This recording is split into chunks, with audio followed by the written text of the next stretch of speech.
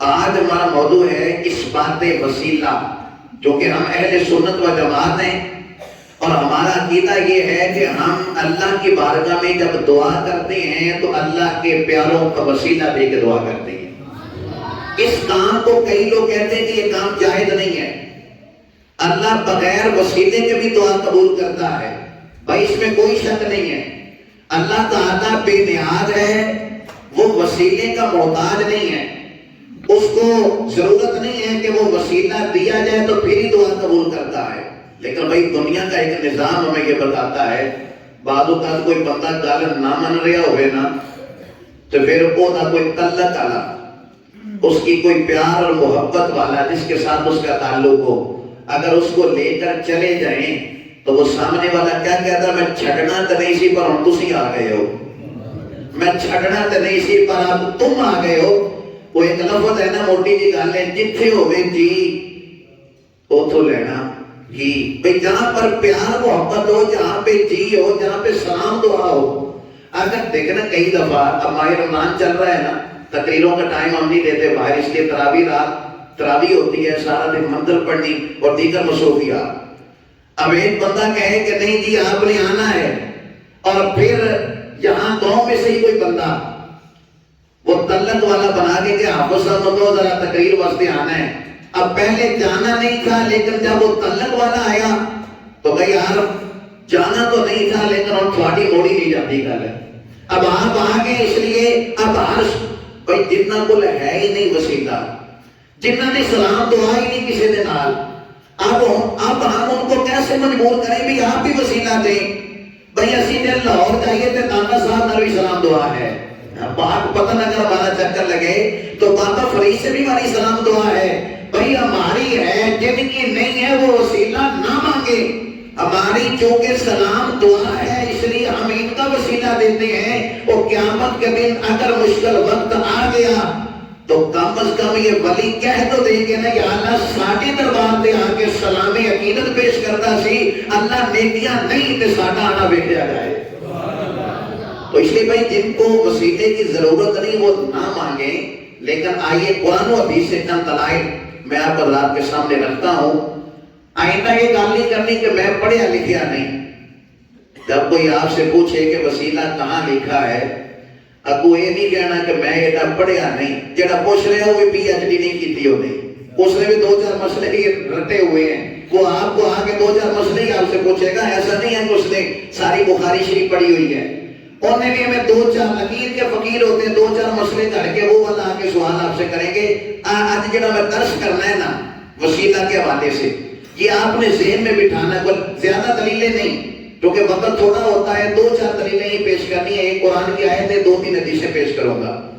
آپ نے اس کو ذہن میں بٹھانا ہے اور یاد کرنا ہے۔ آپ نے سورہ مائدہ کی آیت نمبر 35، سورہ مائدہ پارہ نمبر 6 آیت نمبر، ذرا بولو 2-4 باری، سورہ مائدہ آیت نمبر 35 پارہ نمبر 6۔ اللہ کریم نے ارشاد فرمایا، یا ایھا الذین آمنوا اتقوا اللہ، ایمان والو اللہ سے ڈرو، وابتغوا الیہ الوسیلہ، اور اس تک پہنچنے کے لیے کوئی وسیلہ تلاش کرو۔ اور اس تک پہنچنے کے لیے وسیلہ کا لفظ آیت میں ہے، یعنی اس سے بڑھ کے اور کیا دلیل ہو، آپ اس کی تشریح میں نہ جائیں۔ لفظ وسیلہ قرآن کی آیت میں ہے، اللہ فرما رہا ہے کہ اللہ سے ڈرو، وابتغوا الیہ الوسیلہ، اور اس تک پہنچنے کے لیے کوئی وسیلہ تلاش کرو، چلے نہ ایمان 2 قدم بھی اگر تیرا ہم سفر نہ ٹھہرے۔ مظفر وارسی کا بڑا خوبصورت شعر، چلے نہ ایمان 2 قدم بھی اگر تیرا ہم سفر نہ ٹھہرے، چلے نہ ایمان 2 قدم بھی اگر تیرا ہم سفر نہ ٹھہرے، اور تیرا وسیلہ دیا نہ جائے تو زندگی معتبر نہ ٹھہرے۔ لبوں پہ یا کا نستعین ہے اور میرا اس حقیقت پہ بھی یقین ہے، اگر تیرے واسطے سے مانگوں تو کوئی دعا بے اثر نہ ٹھہرے۔ اگر تیرے واسطے سے مانگوں تو کوئی دعا بے اثر نہ ٹھہرے۔ سورہ مائدہ آیت نمبر 35 پارہ نمبر 6 فرمایا اللہ سے ڈرو اور اس تک پہنچنے کے لیے کوئی وسیلہ تلاش کرو.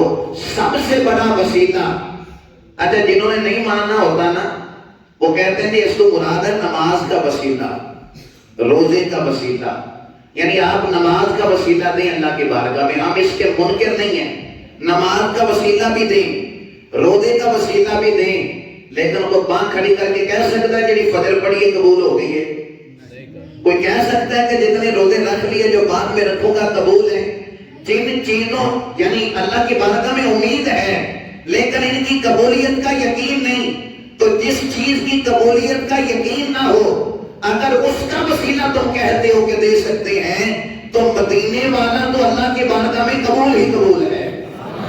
تو جو ذات ہے ہی اس کی بارگاہ میں مقبول، تو اگر اس کا وسیلہ دیا جائے تو وہی بات ہے نا کہ زندگی چلے نا ایمان 2 قدم بھی اگر تیرا ہم سفر نہ ٹھہرے. باقی نماز روزے کی بات نہیں، ایمان چلے نا ایمان 2 قدم بھی یا رسول اللہ اگر تیرا ہم سفر نہ ٹھہرے اور تیرا وسیلہ دیا نہ جائے تو زندگی معتبر نہ ٹھہرے. لبوں پہ ایاک نستعین ہے اور میرا اس حقیقت پہ بھی یقین ہے اگر تیرے واسطے سے مانگوں تو کوئی دعا بے اثر نہ ٹھہرے. تو یہ قرآن کی آیت نے بتا دیا کہ اللہ تک پہنچنے کے لیے ہمیں وسیلہ درکار ہے اور سب سے بڑا وسیلہ مدینے والے مصطفیٰ کی ذات ہے. آئیے حدیث پاک کی طرف آئیے. دلائل اور بھی بہت ہیں قرآن میں لیکن وقت کی قلت کے باعث ایک ہی قرآن سے آیت پیش کی ہے. حدیث پاک ترمذی شریف کے اندر کہتے ہیں جی سیاستہ جو لکھا ہوگا، سیاستہ کی کتاب ترمذی، عثمان بن حنیف رضی اللہ تعالیٰ عنہ حضور کے صحابی ہیں، نابینا تھے. کہتے ہیں میں حضور کی بارگاہ میں یا رسول اللہ یہ بھی کوئی زندگی ہے کہ آپ کا چہرہ ہی نہ دیکھ سکوں، نابینا ہوں، دعا کیجیے مجھے کیا کرنا چاہیے کہ آنکھوں کی روشنی واپس آ جائے. اب نبی کریم علیہ السلام خود انہیں بتا رہے ہیں کہ کیا کرنا ہے. حضور نے فرمایا 2 رکعت نفل پڑھو، 2 رکعت نفل پڑھ کے میرے وسیلے سے دعا مانگو. لفظ دکھانے کا میں ذمہ دار ہوں. ترمذی سیاستہ کی کتاب، عثمان بن حنیف صحابی حضور سے پوچھ رہے ہیں یا رسول اللہ میں کیسے دعا کروں، میں کیا کروں کہ میری آنکھیں روشن ہو جائیں.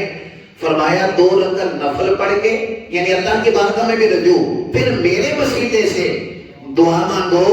حضرت عثمان بن حنیف کہتے ہیں میں نے دعا مانگی حضور کے وسیلہ سے، میری آنکھیں روشن ہو گئیں. پھر زندگی میں جس کو یہ دعا بتاتا تھا جس طرح مجھے اللہ نے شفا دی، اللہ باقیوں کو بھی شفا عطا فرما دیتا.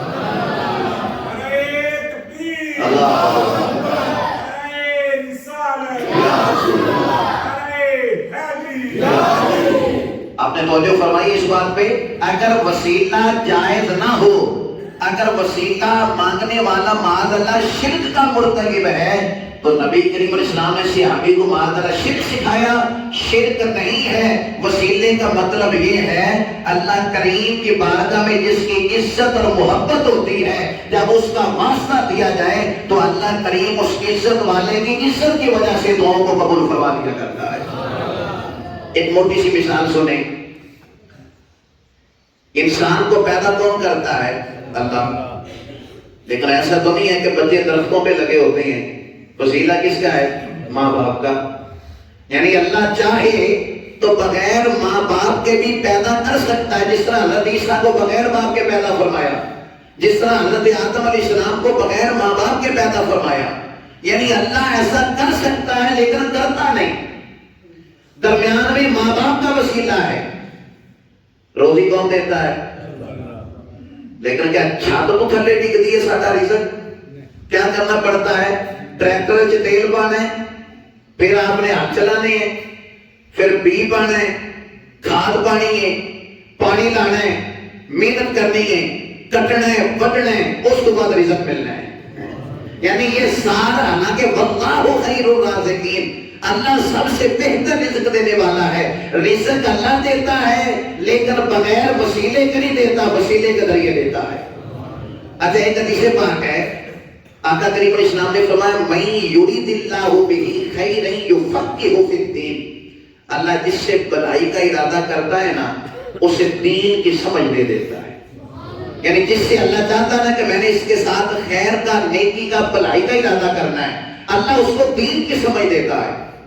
گھر بیٹھے آ جاتی دین کی سمجھ، کیا کرنا پڑتا ہے، جانا پڑتا ہے، کسی استاد کے پاس بیٹھنا پڑتا ہے، استاد کی مار کھانی پڑتی ہے، اس لیے کہ نامی کوئی بغیر مشقت نہیں ہوا، 100 بار جب عقیق کٹا تو پھر جا کے نہیں ہوا۔ بغیر مشقت کے، بغیر کسی کے وسیلے کے آپ کو دین کی سمجھ بھی نہیں آتی۔ یاری تیری سونا تے ازمائشاں تیریاں اگ، اے سونا پرکھیا جامتا ہے پہلے نال اگاں دے لگ۔ اس لیے کہ جب تک آپ وسیلہ اختیار نہیں کرتے تب تک آپ اس مقام پر، اس جگہ پر نہیں پہنچ سکتے۔ اللہ چاہے تو بغیر وسیلے کے بھی کر سکتا ہے، لیکن اللہ کے، آپ قرآن کریم سے ایک آیت بڑی خوبصورت، اللہ کریم جب بھی بات کرتا ہے نا، اللہ فرماتا ہے محبوب تیرے رب نے یہ فیصلہ کیا ہے، تیرے رب نے یہ فیصلہ، میں قرآن کا حافظ ہوں، آپ کے علم میں ہے، میں ساری آیتیں وہ پڑھ سکتا ہوں، وقت تھوڑا ہے۔ اللہ فرماتا ہے تیرے رب کا یہ فیصلہ ہے۔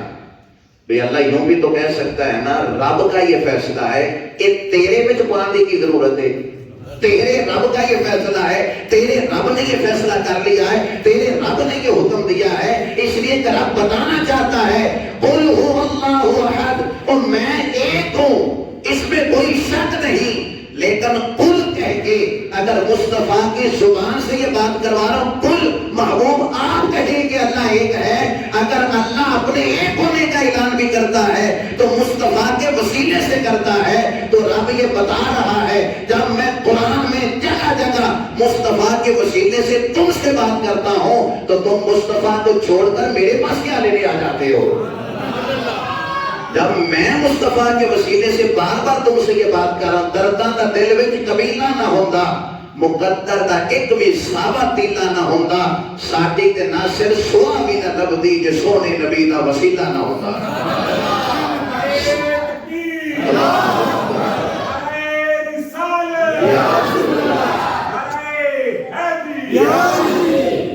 آج 10-15 منٹ اضافی دیں گے، اللہ آپ کو سلامت رکھے۔ ظاہر ہے خوبصورت ماحول جب بن جائے، اور دیکھیں نا جمعہ کا دن بھی ہے، پھر اعتکاف کی سعادت بھی آج حاصل ہوگی، اور مولا علی شیر خدا کرم اللہ تعالی وجہ الکریم، آپ کا یوم وصال ہے کل 21 رمضان کو، آپ دیکھ لیں ہمارا یہی موضوع ہے، کل کا دن ہوگا مولا علی شیر خدا کے حوالے سے۔ مولا علی شیر خدا آپ کی والدہ سیدہ طیبہ طاہرہ فاطمہ بنت اسد رضی اللہ تعالیٰ عنہ، امام طبرانی نے اس حدیث کو لکھا ہے، آپ کی والدہ جن کو نبی پاک اپنی امی کہا کرتے تھے، تھی وہ چاچی جان لیکن امی کہتے تھے، اس لیے کہ حضور کی والدہ کا جب نبی کریم علیہ السلام کی 6 سال عمر تھی والدہ کا وصال ہو گیا تھا۔ بعد میں تو آپ سیدہ فاطمہ بنت اسد نے ہی نبی کریم علیہ السلام کو اپنی پرورش میں لیا، امی کہا کرتے تھے۔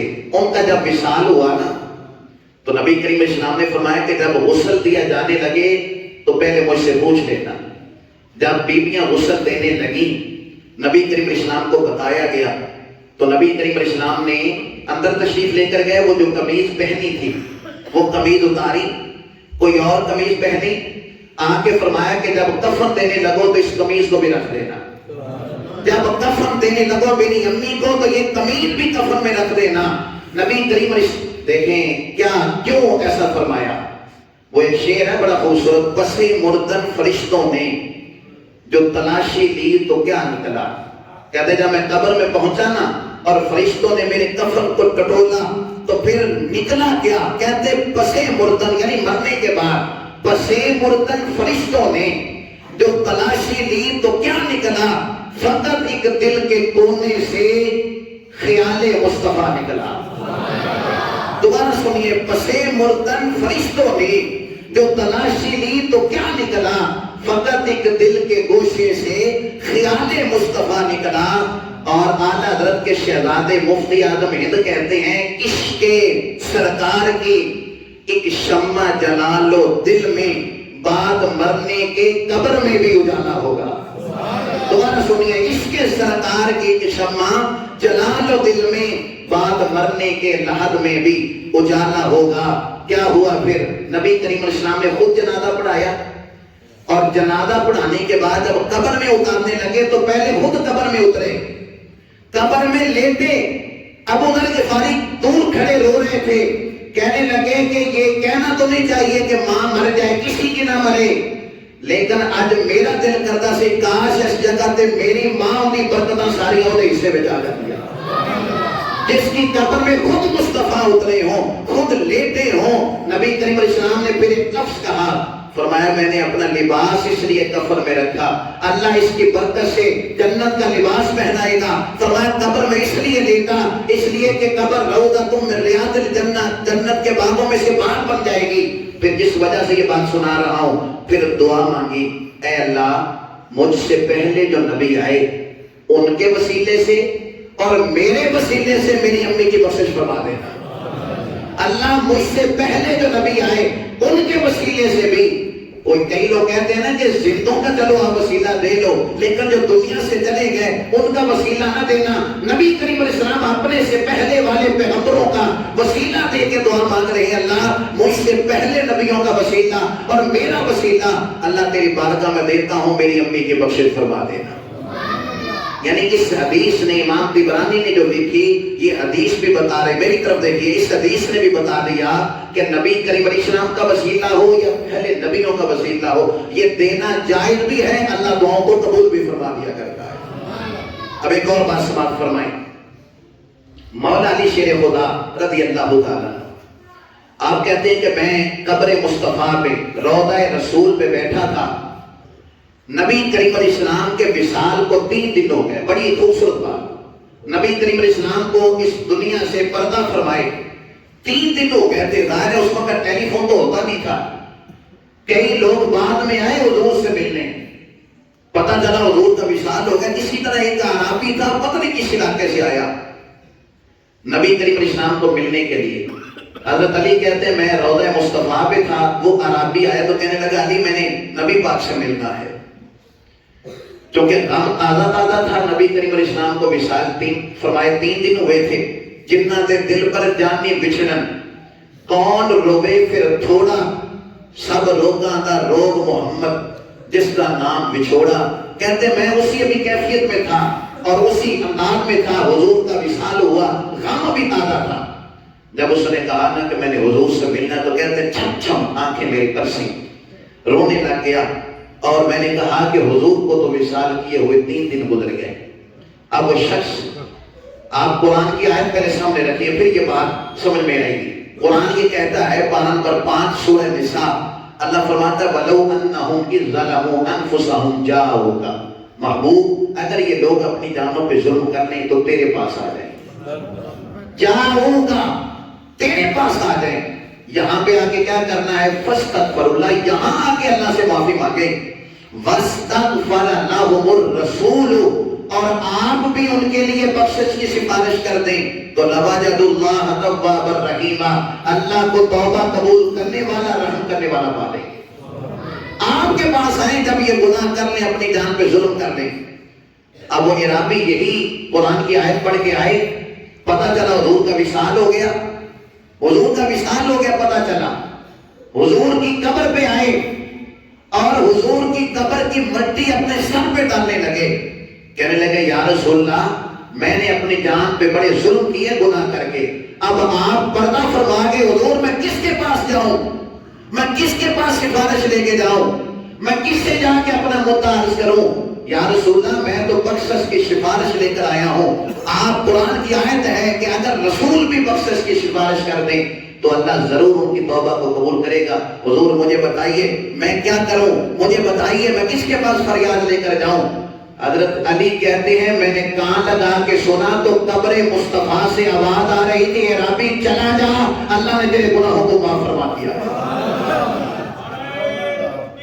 اللہ اکبر، یا رسول اللہ، زندہ مجرم ہو تو منہ اشکوں سے دھوتے ہوئے آؤ، مجرم ہو تو منہ اشکوں سے دھوتے ہوئے آؤ، آؤ در تواب پہ روتے ہوئے آؤ۔ قرآن میں موجود ہے توبہ کا طریقہ، سرکار کی دہلیز سے ہوتے ہوئے آؤ۔ मुजरिम हो तो मुंह अश्कों से धोते हुए आओ, आओ दरे तवाब पे रोते हुए आओ।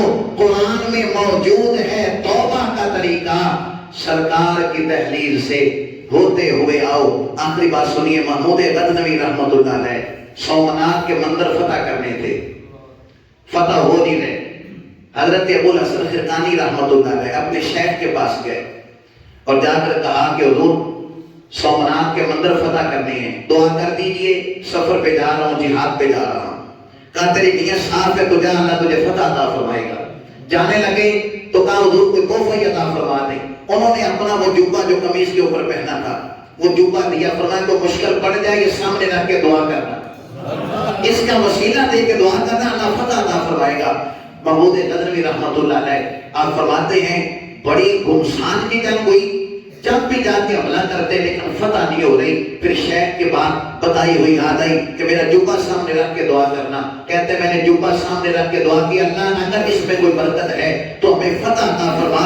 कहते इसके बाद हमला किया तो अल्लाह ने फतह अता फरमा दी। कहते मैं रात सोया, ख्वाब में अबुल हसन खिरकानी रहमतुल्लाह अलैह तशरीफ लाए, फरमाया बड़ा घट मुल लाया सी मेरे जुब्बे का, बड़ा घट मुल लाए, बहुत थोड़ा रेट लगाया मेरे जुब्बे का।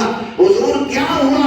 फरमाया एक फतह मंगी सिर्फ उस जुब्बे के वसीले नाल। फरमाया अगर तुम ये कहते अल्लाह इस जुब्बे की बरकत से सारे हिंदुओं को इस्लाम की दौलत दे दे, अल्लाह सबको ईमान अता फरमा देता, अल्लाह सबको ईमान अता फरमा देता। इसलिए हम हैं वलियों वाले, हम हैं अल्लाह के नबियों को, वलियों को, सहाबा अहले बैत को मानने वाले। बड़ी खूबसूरत हदीस है, हुजूर ने फरमाया, सहाबी ने पूछा था ना या रसूल अल्लाह क़यामत कब आएगी? फरमाया तैयारी कितनी को बीती है? या रसूल अल्लाह की तैयारी है, तुम्हारे नाल बड़ा प्यार करना, आपसे बड़ी मोहब्बत करता हूँ। लफ्ज़ है सही बुखारी के। फरमाया फिर सुन लो, अगर मुझसे प्यार करते हो ना, अल मरउ मा मन अहब्बा, फरमाया जो जिससे मोहब्बत करता होगा क़यामत के दिन उसी के साथ होगा। जरा इसकी तशरीह करिए ना, तो हदीस की कलेजे ठंड पैती है। क्या फरमाया? जो जिससे मोहब्बत करता होगा, जो जिससे मोहब्बत करता होगा क़यामत के दिन उसी के साथ होगा। जरा लिस्ट बनाओ, सानो सारे नबियां नाल मोहब्बत है, सानो सारे सहाबा से मोहब्बत है, हमें तमाम अहले बैत से मोहब्बत है। दाता साहब नाल मोहब्बत है, बुल्ले शाह नाल मोहब्बत है, मेहरे अली शाह नाल मोहब्बत है, जमाते अली शाह नाल मोहब्बत है। अगर लिस्ट बनाते जाएं वो क़यामत वाले दिन गुनाह घट जाने, सानू बख्शाण वाले बहुते हो जाने इंशाअल्लाह। इसलिए कि हम वसीले के कायल हैं।